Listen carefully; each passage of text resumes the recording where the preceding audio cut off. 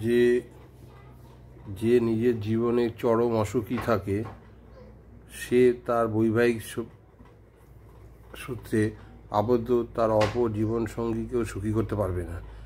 যদি সেই জীবনসঙ্গী বারে বারে চেষ্টা করে যে তার অপর লাইফ পার্টনারের সঙ্গে সুখে থাকবে, এটা তার সারা জীবনের ব্যর্থ প্রচেষ্টা হবে। সেটা হোক অসুখী সেই মানুষটি হোক মহিলা অথবা পুরুষ। মানে চরম অসুখী কোনো মহিলার সঙ্গে যদি কোনো পুরুষের বিবাহ হয়, তাহলে সেই পুরুষ সেই মহিলাকে নিয়ে কোনো দিন সুখী হতে পারবে না। আর চরম অসুখী কোনো পুরুষের সঙ্গে যদি কোনো ভালো মহিলার বিয়ে হয়, তাহলেও সেই মহিলা সেই পুরুষের সঙ্গে ঘর করে কোনোদিন সুখী হবে না। এটা বাস্তব সত্য। যদি আপনাদের কারো জীবনে এরকম কোনো হয়ে থাকে, তবে আমার সাজেশান ডিভোর্স দিতে যাবেন না।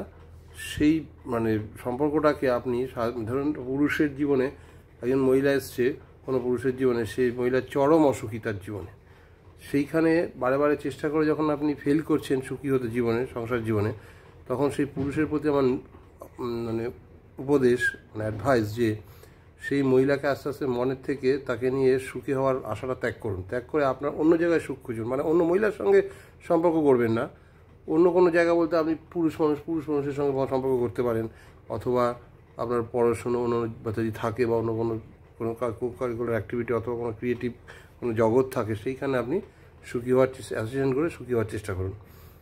হ্যাঁ, আবার মহিলাদের ক্ষেত্রে বলি, যদি কোনো চরম অসুখী পুরুষের সঙ্গে বিয়ে হয়, তাহলে আপনিও দেখবেন সেই পুরুষকে নিয়ে ঘর করে মানে সুখী হতে পারবেন না কোনোভাবে। তখন আপনার প্রচেষ্টা হওয়া উচিত তাকে যতটা পারে মানিয়ে নিয়ে, অথবা তার মানে অসুখীর যে দিকগুলো জীবনের, সেগুলোকে আস্তে আস্তে মানে ইগনোর করার চেষ্টা করে আপনি আপনার জীবনের সংসারের মধ্যে থেকে সুখ খুঁজে নেওয়ার চেষ্টা করুন। এটা বেস্ট উপায় পুরুষ এবং মহিলা দুজনের ক্ষেত্রে। ঠিক আছে।